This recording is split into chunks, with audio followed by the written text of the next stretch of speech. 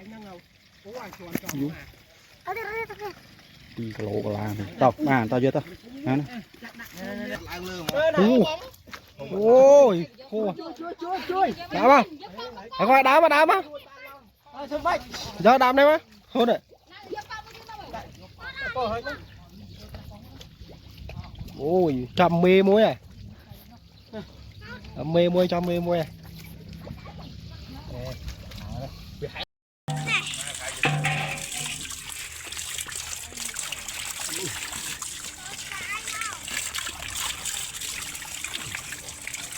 đây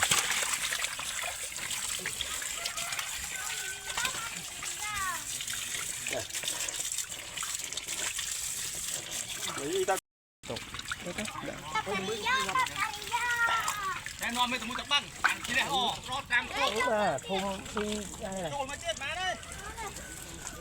máu này nên tôm đang đi rồi ô để đi sọc sải sót mà không chết mà rồi phía rồi mà nguyên lía vậy nguyên lía vậy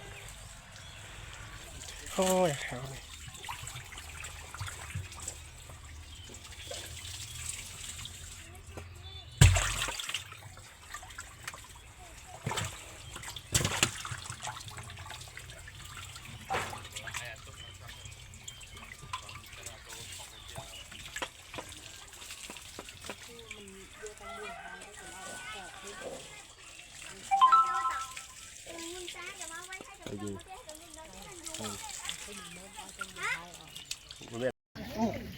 này rồi trai ăn mới đã thôm ấy nè thùng mà đi trôi 2 kg cả là đi nè ai đây nè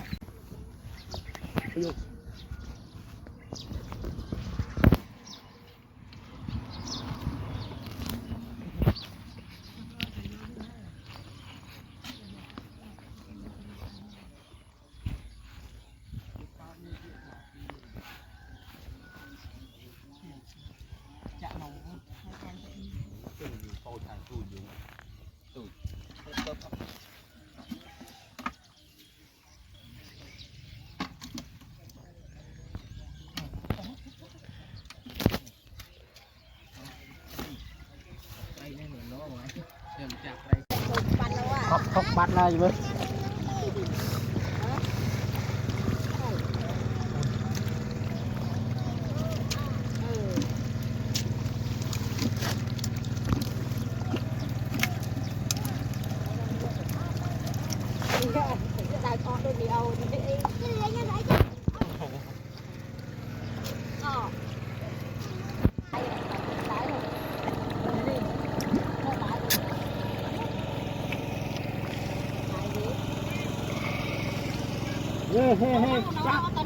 cho nó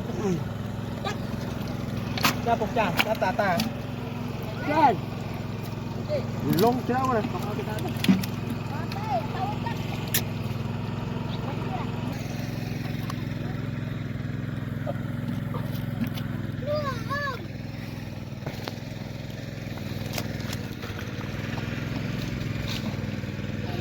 cá nào chưa anh đã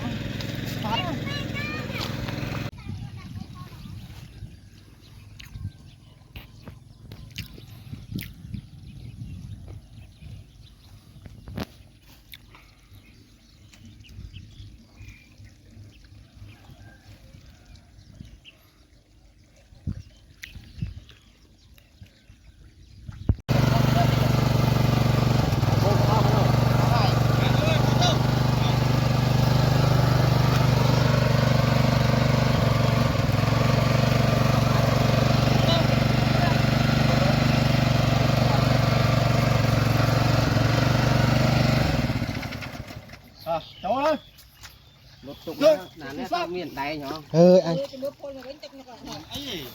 cung là dương ôi trời trời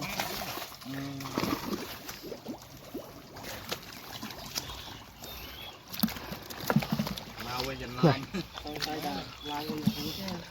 này ô rồi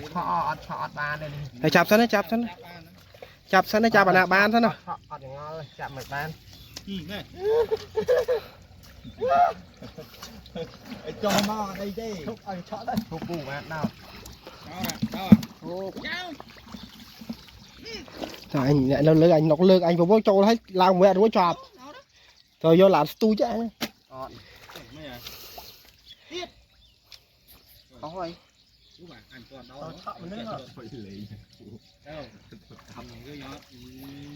Anh còn đau đấy chưa thật chả không có sợ bị sốt.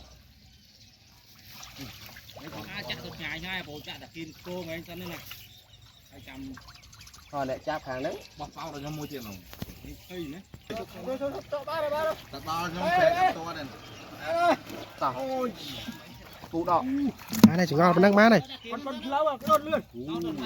sắm bao này bao này đi nào thì có đôn cho bao tiếp ơi anh nọc lơ ta anh cho lang bên đây đuôi rồi Đồ. Ăn của máy như láng à.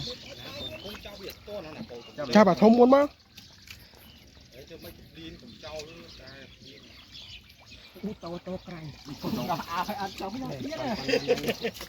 anh cho này cái nó mưa thường này bố có xe ngọt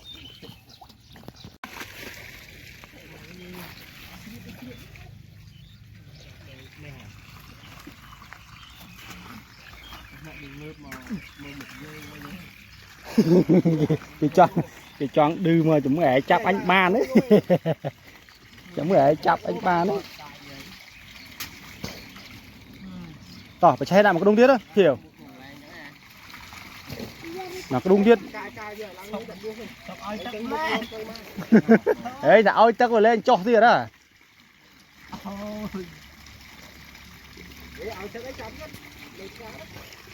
ủa chắp trái à mấy ổi mút trái à ngon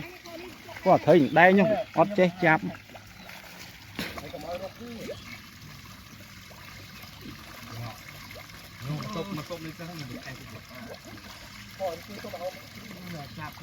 chạp trước màn của pin mà này mò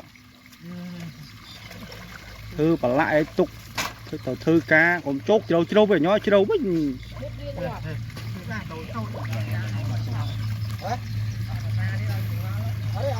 bom thì thế sao nhó po vậy đại thì vô anh đã vô lấy độc xe như thế này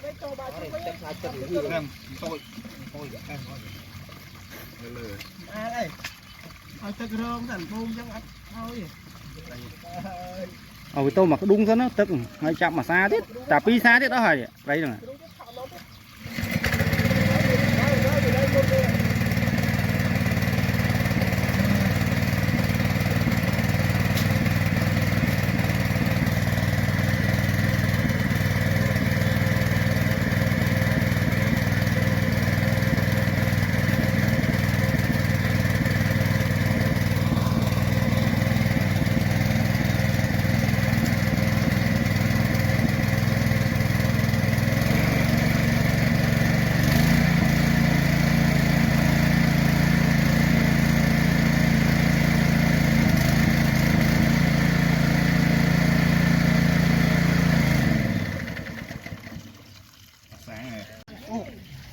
rồi trai ăn mới cả thôm ý nè ủa mà đi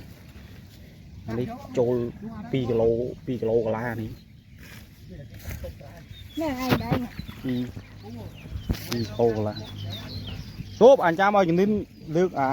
mi cái thùng muối thôi nè nên ao bên đây muối phủ thon này ao bên đây muối phủ thon này phòng thon này pi kilo cả la này tao chưa tao nè rồi tray muối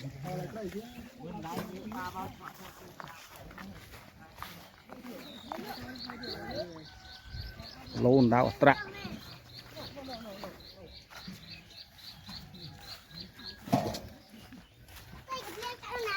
vô đây mau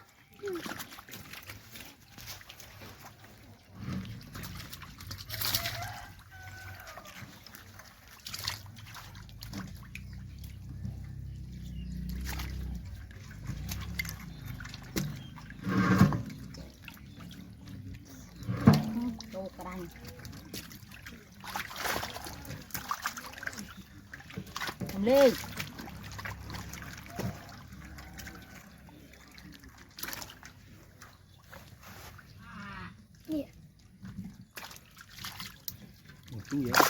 túi vậy con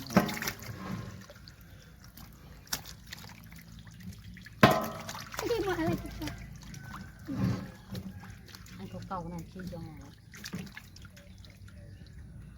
chị chắp chè mà còn gì anh chắp bay bay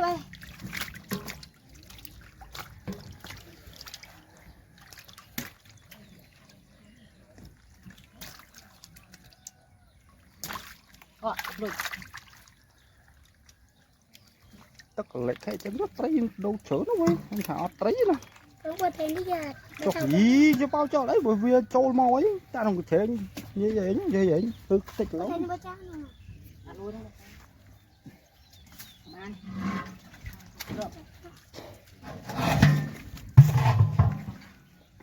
ôi chẳng phải thế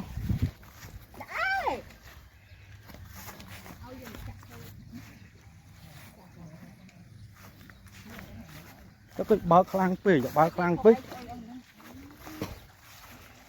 khlang phê đi hả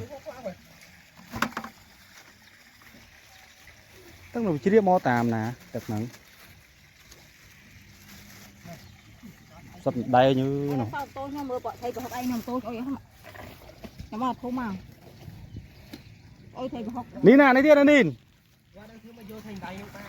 nghe thành đây mình chơi như bây giờ đấy anh khai chiên thầy tụ thầy đấy nha tầm khăn thầy đấy rồi ban chứ rồi khai chiên thầy tụ rồi bây giờ tôi mấy xu ở đó tất còn mọi lóp à xu ở đó tất chặn luôn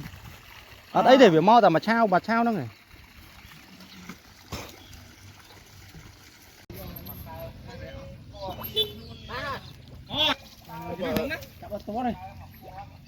chắp thân mất lệ giờ con chẳng qua thôi chắp mấy bàn ý đó là câu đó đấy ta để chắp từ lá đúng chỗ câu đi mà đi nhóm nó khương này bây cắt đi sao được chui mơ nước trăm đó đúng này lương này con nít canh người đấy tại anh cho anh la con ruối như này chẳng tin ra là cương nè đây trái này chặt mà đại chém nó phải vô một lưỡi đặt kín chia cho tiền luôn này sợ thì đấy thành phú mà đâu để vô trâu rồi mày nó vô trâu còn mai chắp vào chuột cả nay cho về lập hội dương chạm Việt Nam này ôi cái lao rất là nhỏ ấy chết chắp anh men thầm miên thôi lúc bạn chưa chắp chuột có máy bắt rồi họ bài rư là nó đâu mà lay nữa này này thì con thò anh cho chạm kê ai phụ cho tao thôi nghe cậu chạm hay cậu bò không ăn lại lương ôi chui đá mà anh qua đá mà giờ đá đây mà thôi đấy ôi chậm mê muối này mê muối cho mê muối này bị hại lên tức đi không à cụm món này lại đấy thôi bạn lao mà đã mà anh cho tôi sân nhưng mà máy đá đi quyền lâu nó đang ở chạm lương thứ bạn anh tập la rồi ồ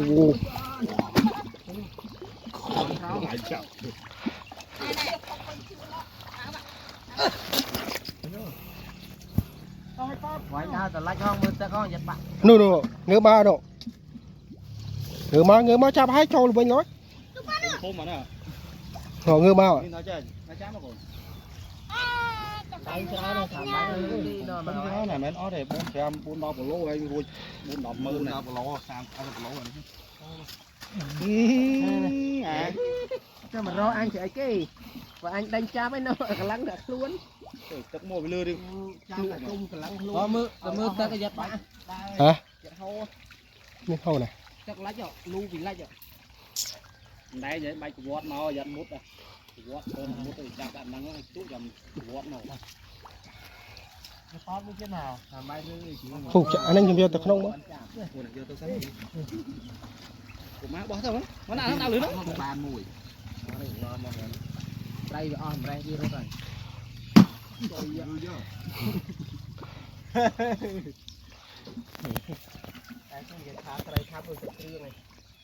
riết mà Tao quanh ba.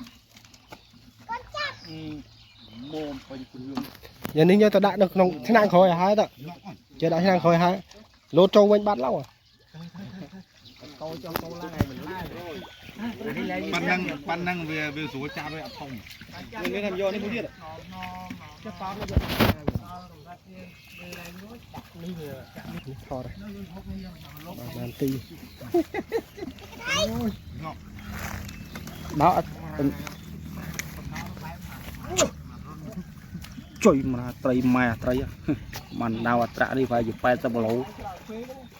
lỗ ở đây chám nó bó mó chám nhom vô chám vô này qua cha anh đo lương nữa đó nhóm nâng đang này chứ nâng bạch đau để cùng quanh chắp lên rơi đây đưa ở đây mà anh á thùng tôm tam với vô vì hai cùng ôi tục du hình đây những ở đây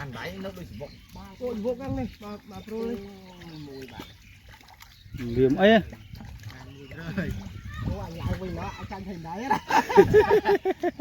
hậu ra mình liếc khảo mình sẽ khảo đang chơi những một bạn với u đó ô này khỏi nó thu mua nó rồi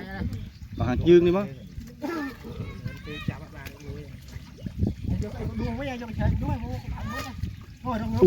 phổ nhỉ nó là nó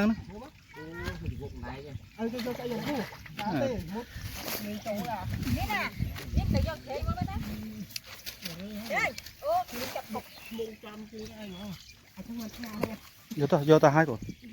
dặn một trên này nè đại nhật chương tới vô ta phun tao thấm Cho thả. bụi mà nó pi cả lỗ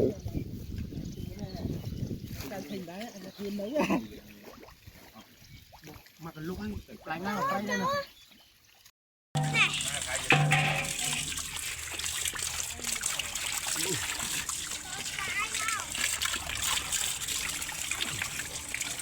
đây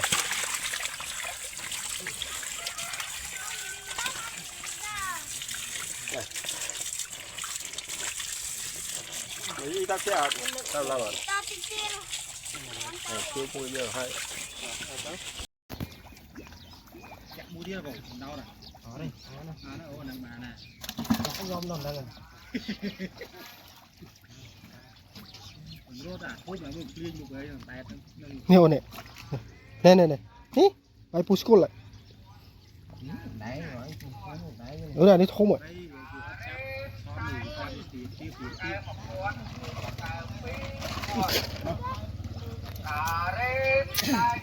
rồi tung này rồi tung này tung được nghĩa rồi tung đấy mới anh cái anh đó đây thì mà rồi anh ra có anh chứ ngon chứ văn gì đại này văn tồn đại to thôi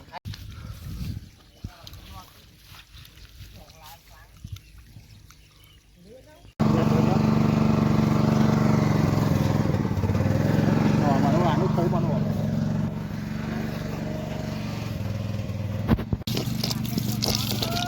nè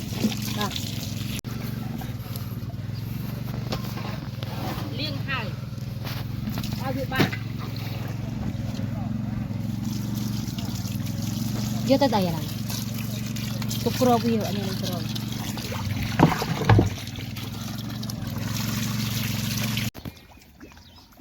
mua đi rồi đâu này ở đây nó ô nằm bà nè không gom nằm đây rốt à phút mà mình clean một cái tay nhiều này này hí bay push school lại đấy rồi đấy ở đây đi thôm rồi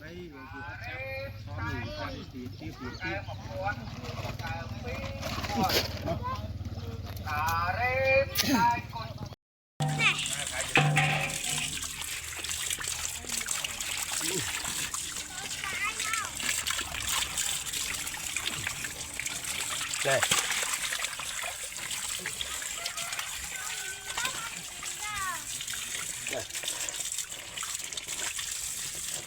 Đi ta sẽ tao làm à? Tao thì kia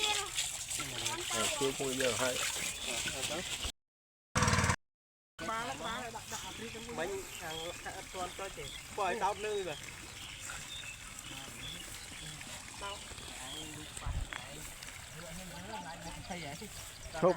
chụp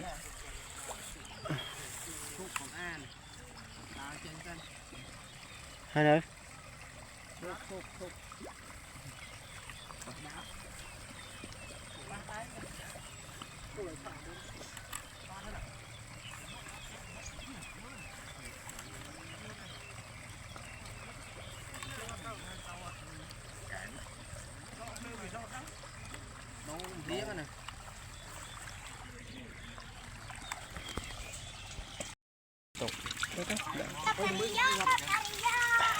แน่นอนไม่ต้องมือจับบ้างทีแรกรอดกลางโต้โจมาเจ็ดมาเลยเมาเนี่ย nên tôm đang đi rồi. ôแต่อันนี้สกสายสดมั้งพร้อมชิด100%มั้งมันเลี้ยมันเลี้ย